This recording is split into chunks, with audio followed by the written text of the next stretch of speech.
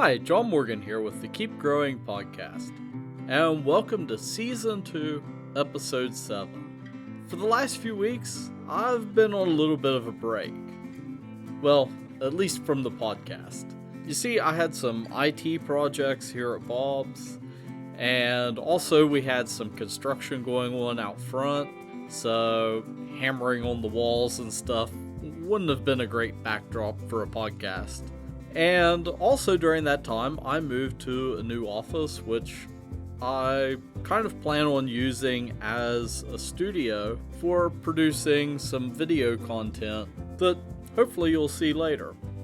Nevertheless, in the words of the great Frank Costanza, I'm back, baby! Okay, so in this episode, and to finish out the season, I want to talk about fall gardening and then kind of transition into winter gardening.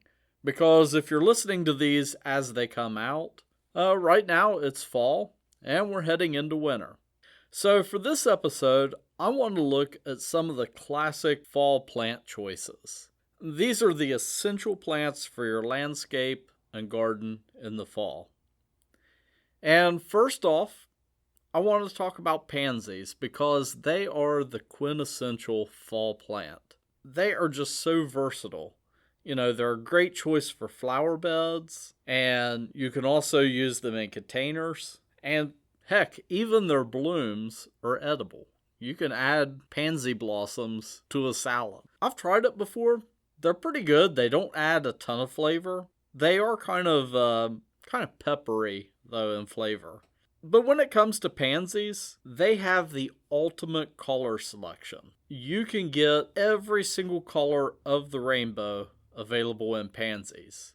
Literally everything from white all the way to black. They have black pansies. They've been kind of engineered so the purple pigment is like cranked up to 11, and that makes them appear black. They were really popular a few years ago. I don't know what happened. It seems like they kind of just dropped off the radar, but black pansies, they're pretty cool. Yeah, every color imaginable. And you usually don't see that in flowers. Usually like with marigolds, you get your oranges, your yellows, and your reds. And then with another type of flower, say like petunias, you get more like your blues and purples. But with pansies, you have the entire range. Pansies, they're a great choice in the fall because they are extremely cold tolerant. And when I say extremely cold tolerant, I mean it. They can survive negative-digit Fahrenheit numbers, which is kind of crazy for a plant called a pansy. Their ability to survive cold temperatures makes them a great choice because during the wintertime, they won't look too great. They kind of go dormant. But what's nice about them is once the weather starts to warm up in March into early April, they'll perk back up and start blooming again. So you actually get 2 seasons out of your pansies. And that's one of those things that makes them a terrific choice for your garden because you're getting double use out of them. And they also start blooming earlier than when you would plant your regular summertime annuals. So you get a lot of early season color with them. Now they are a cold weather plant. So once you get kind of past April and get into May and June, and depending on where you live, once that temperature starts to climb, your pansies are also going to start to climb. Their reaction to heat is that they start to stretch out and get really leggy. Quite frankly, they just don't look too attractive when that happens. And that's when you know it's time to pull them up and plant your summer annuals. When it does come to planting pansies, there is a couple considerations that you need to make. Normally, if you're buying them in a bedding flat, whenever you plant that plug of soil, you want to make sure that you get it packed in really well. Because something that I've seen happen in this area, it actually happened here at Bob's in front of our production headquarters one year. We had planted this huge display of pansies, and we planted them in quilt square patterns. and it looked really awesome. But something that happened was during the freeze and thaw cycles throughout the winter, it actually forced those plugs of soil up out of the ground. I know that frost wedging is a thing that happens. I mean, it can break rocks apart. It's an amazing force. I mean, ice expands something like 8% when water freezes. But that freeze and thaw cycle could actually kind of push the pansy up out of the ground. So the way to prevent that is to make sure that you have it seeded really well in the soil and kind of packed in around it really well. And then also giving it a good covering of mulch in around it. That'll help insulate it and help prevent that from happening. The next plant that I have on my essential fall plant list is chrysanthemums. Mums, they are kind of the showstopper when it comes to fall plants. They're huge and bold, and they really make a statement. So they're a great choice for containers. Really that nice big focal point, that you want to have setting in a pot on your porch. Right now I've got 2 nice big purple ones setting on my front porch. They make that nice big statement, big huge ball of blooms. Chrysanthemums, whenever you go to buy them, it's important to think about those blooms because they're going to bloom and then that bloom's going to die back. You don't necessarily want to buy a chrysanthemum that's fully out in bloom because it's basically already 50% done blooming. Kind of the optimal time to buy them is right when those buds are starting to crack open. That way you can see what the color is. If you're lucky, you have one that's labeled with a picture tag and you can actually see what it's going to look like. But getting one just as the buds are starting to open is really the correct time. And chrysanthemums, they're interesting because their blooming is day length dependent. So as the days get shorter in the summer, that's actually what triggers mums to bloom. So here at Bob's, we actually grow our mums outside in fields. We have a 5-acre mum field. It's really cool. It's all set up with drip irrigation. So we have 80,000 mums and they're all drip irrigated, which is pretty cool. But that brings up a good point. Mums like to have wet feet and dry leaves. So whenever you water your mum, make sure you water it around the base of the plant and you avoid getting the top of the plant wet. And also you want to make sure that you keep that root ball kind of moist, not overly wet, but they do like to have somewhat wet feet. Now, here is kind of a tricky subject, and that is overwintering mums. If you go into one of our retail stores, we'll tell you in this area here in the Mid-Ohio Valley that mums are an annual, that they're going to die back once they're done blooming and not come back. But here's the thing. If we get lucky and have a somewhat mild winter, chances are your mum might survive. So if you want to take that risk, it's kind of a fun experiment to do. And I had a mum in my yard one year. Well, it was actually a few years, but it survived for about 3 years before we finally had a cold enough winter that it killed it. So there are a few things that you can do to kind of increase your odds of survival if you want to attempt to nurse a mum through the winter. Once it's done blooming in the fall, and we kind of have that first hard freeze, and it kills all the foliage on it, what you want to do then is give it a trim, so it's cut back to maybe 2 or 3 inches tall, and then cover it over with some mulch. Really, if you want to go an extra step, you can add some straw, and then add some mulch over top of that. And what that's going to do is help insulate it and protect it during the winter. Then, once we get into springtime, in April, May, when the ground starts to warm up, you want to kind of pull that mulch back, and if you got lucky, you should start to see some green shoots coming up. And then once your mum gets to be about 6 inches tall, and that's usually about mid-June, you want to give it a haircut and trim it back. And what that's going to do is it'll trigger it to kind of branch out and get bushier, but it'll also prevent it from blooming early. You want to be putting all of its energy into its roots, and into growing out that foliage to support that huge ball of blooms in the fall. Now, when you do overwinter it like that, usually they do tend to bloom a little bit earlier.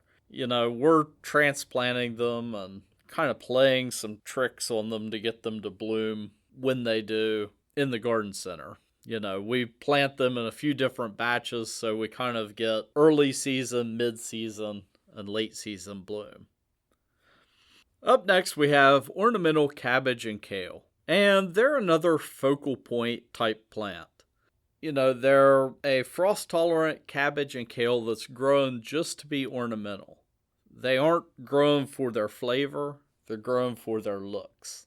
With the ornamental cabbages, they range from white in the center to reds and pinks and purples in the center. And the cool thing about them is that the colder it gets outside, the brighter their colors will be. So the color kind of intensifies as it gets colder. The thing is, they are frost tolerant, but they're not freeze tolerant. So once we get, that first hard freeze, they might survive that for a little while and be okay, but eventually it's going to get cold enough that it's going to kill them. But they do make an awesome choice for fall color. And especially if you're planting them in combination with, say, an ornamental cabbage surrounded with some pansies and some other ornamentals, Dusty Miller or different things like that, they can make a really great combination planter.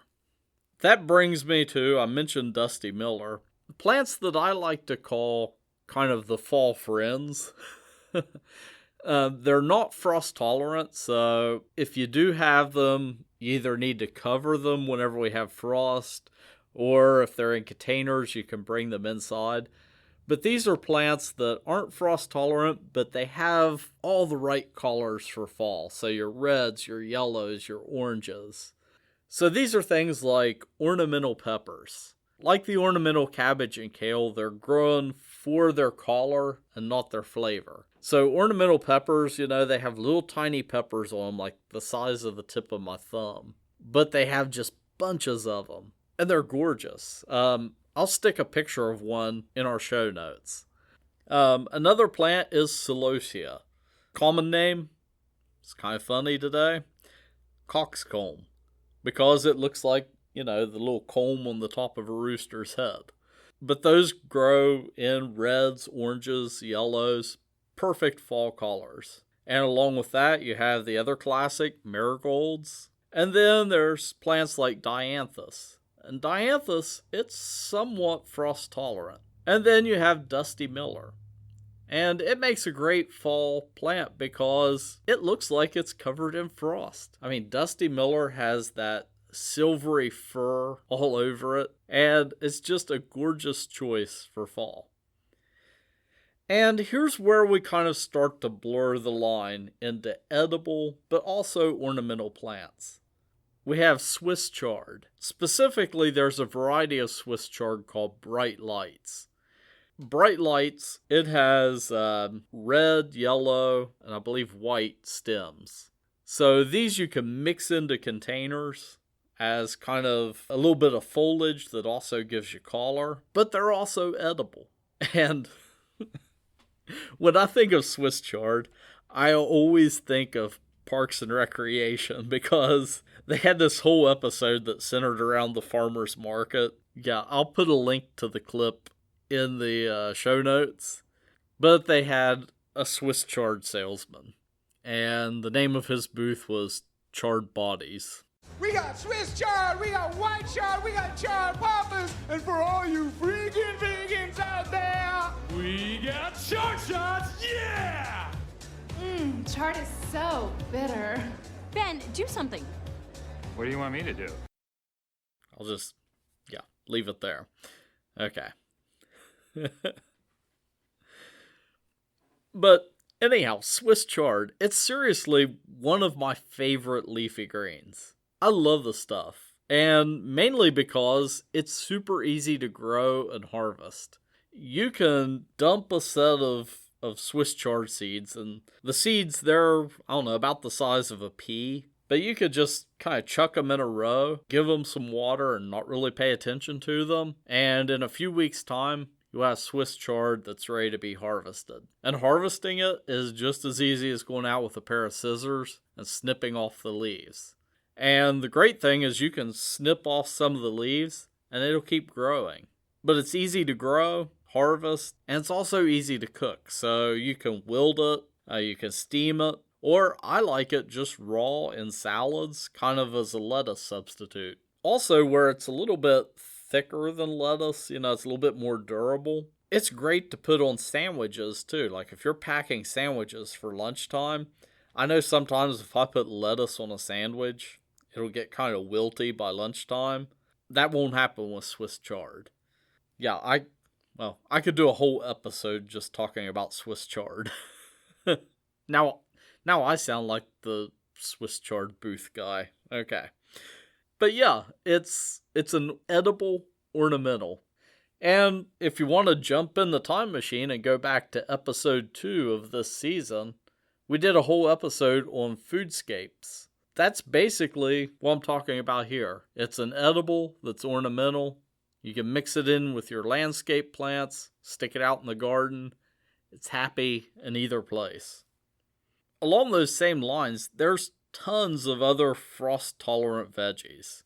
There's cabbage, broccoli, kale, Brussels sprouts, leaf lettuce, spinach, and turnips. And something that I do in my garden to help kind of extend the growing season, because some of these leafy frost-tolerant vegetables, even though they're frost-tolerant, once we start getting into more harsh freezing temperatures, they will start to kind of have negative effects, and you will start to see them kind of dying back. But something you can do is use something like row covers to extend the season. So I have a few row covers that I use at home. I picked them up. I mean, they're cheap. I got them for $15 on Amazon. And they're the type that have a little hoop of metal that you stick in the ground. And it has one of those, say, every 2 feet. And they're 10 feet long. And they're just super easy to use. And you just kind of pull them back whenever you harvest. And then put it back over top of them. And you're good to go. So yeah, you can use row covers to extend the season. And then going even further, if you have a hobby greenhouse, of course, you can pretty much garden with cold tolerant crops year round. Along those same lines, you can install a cold frame, which is kind of like a miniature greenhouse. And that'll help you extend the season all the way up into December, January. Sure, fall's here, but that doesn't mean that you need to retreat indoors until spring. Of course, there's your houseplants, and they'll need a little bit of extra care during the shorter days of the wintertime, but there's still plenty to do outside. So next time, we're going to take a look at other garden tasks that need to be done in the fall. Things like sharpening your tools, winterizing your lawnmower, and also putting your garden beds to bed. So there are some tasks still left to do outside to get ready for winter. And our gardening wisdom this week comes from the author John Steinbeck. And he said, "What good is the warmth of summer without the cold of winter to give it sweetness?" You can find our show notes online at bobsmarket.com/keepgrowing. And of course, you can find us on social media at Bob's Market. And we're also on Reddit at r/Bob's Market. So if you want to discuss this episode, a great place to do that is over on Reddit. And maybe you don't have a Reddit account. Reddit, it's one of those weird things to kind of get into. But trust me, get into Reddit, poke around a little bit. Don't follow their recommended subreddits. That's a whole other thing. But yeah, r/Bob's Market. For questions, comments, or smart remarks, you can send those to keepgrowing@bobsmarket.com. Or if you want to take it a step further and not type out your message, but you actually want to record a message for me, you can do that over where we host our podcast, and that is anchor.fm/keepgrowing. So anchor, like a boat anchor, .fm/keepgrowing.